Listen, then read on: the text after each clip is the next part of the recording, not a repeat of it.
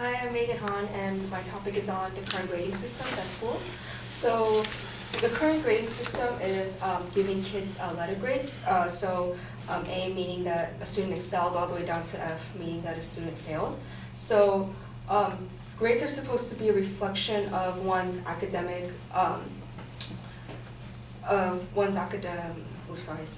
It's supposed to be a reflection of one's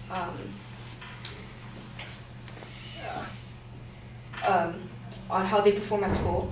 However, a student can have test anxiety or personal issues outside of the classroom that could affect one's grades, therefore not fully showcasing one's full potential. And also, grades add on unneeded stress and pressure. Therefore, the current grading systems have a negative impact on students because it creates a negative learning environment. It discourages kids from learning, and it also have kids create and harbor negative feelings. So my first point is that it creates a negative learning environment, and so it creates a sense of fear amongst the students. So kids will spend hours trying to study only to not fail and avoid humiliation of getting the lowest grade in the class or just not getting a great grade in general, instead of fully comprehending the topic. So Afi Khan, who is a writer in education, parenting, and human behavior, stated in 2011 that grades promote a sense of fear of failure in high-achieving students. They will always be afraid of all their peers looking at their poor test scores. This is also a distraction for students and it will also discourage them from learning anything. It also creates stress due to the amount of competition that grades cause. So stress decreases one's academic performance and also leads to symptoms such as fatigue, depression, chest pains, anxiety, etc. And so a survey of students at the University of Cape Town in 2013 found that stress and fear of failing tests led to classic symptoms of procrastination and avoidance, confusion, and low self-esteem.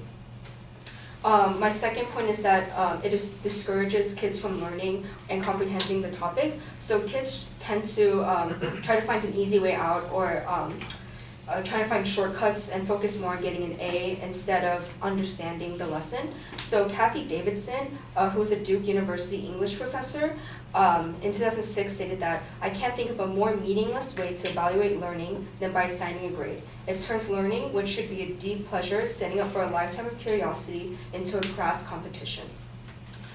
It also increases the chances of cheating. So students will often plagiarize or look at another student's tests in order to increase their chances of getting a better grade, which this will not benefit them in any way because they will not understand the subject or what's going on in the class, and this will build off and eventually it will be harder to learn the next step.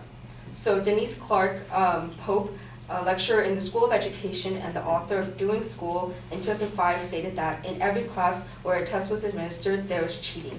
Pope said students feel as if their life success depends on getting the top SAT scores and the highest grades.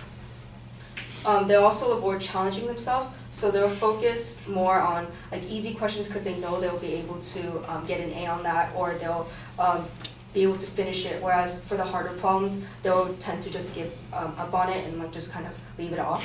So Afi Khan, who the author mentioned previously in 2011, stated that the research quite clearly shows that kids who are graded and have been encouraged to try to improve their grades tend to lose interest in the learning itself, avoiding challenging tasks whenever possible in order to maximize the chance of getting an A and think less deeply than kids who aren't graded. So my third and final point is that the current grading system equates to negative character building, and so a lower self-confidence. So receiving a poor grade is already demoralizing as it is, but being just reminded of that grade and just looking at it is less of an encouragement to do well in the future. So a student from Cambridge University in 2015 said that their grade was enough to trigger such deep depression that she never knew that she could experience, and she never felt so ashamed of her existence, and no one should ever have to go through the confusion, sorrow, self-loathing, and fear that she went through. They also create and harbor negative feelings. So according to the report titled Response to Assessment Feedback in 2018, They stated that the students who were shown their grades scored significantly higher on the negative effect scale than their counterparts who did not receive their grade. Thus, the effect of the grade may have led students to become depressed about their performance, leading them to be less disposed to put forth the necessary effort to improve their work. So in conclusion, the current grading system has a negative impact on students because it creates a negative learning environment, it discourages learning, and it also equates to negative character building. Thank you very much.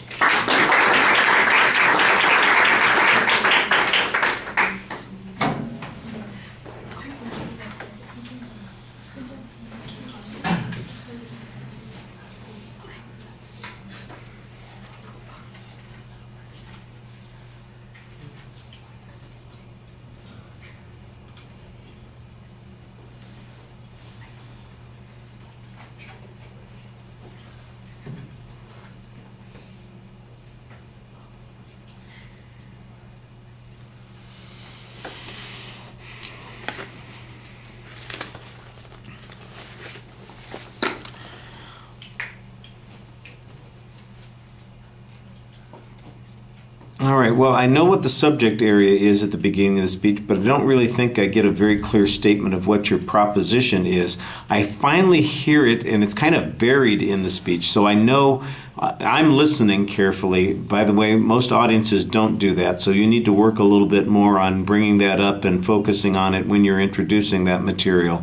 I did hear a preview, but like I said, it seemed a little bit like it was buried in the speech. There aren't numerical signposts to go with it. There's nothing that indicates that the one sentence that contains your proposition is different from any other sentence that you have at the beginning of the speech.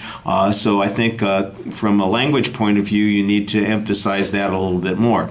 Now, people who are listening to the general information are going to know where you're headed with this idea, and that's okay. And I thought in the body of the speech you did a better job indicating what the secondary points are as you went along.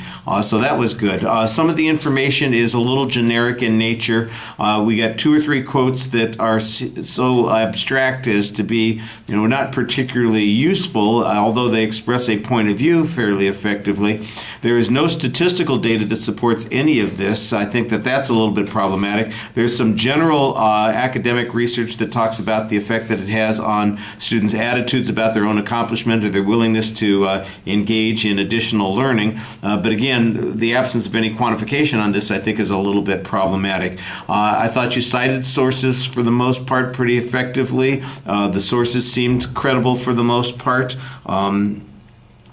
So you're doing okay there. But like I said, I think that there are some times when the information seems to be so abstract that it's not helping very much. I thought at the end of the speech you had a much better statement of what the point of your argument was, and the summary kind of repairs some of the things that were, where are you? Repairs some of the things that were problematic at the beginning of the speech. So when you finished, I could see everything in your speech. That's the way it ought to be at the beginning of the speech also. All right, thank you.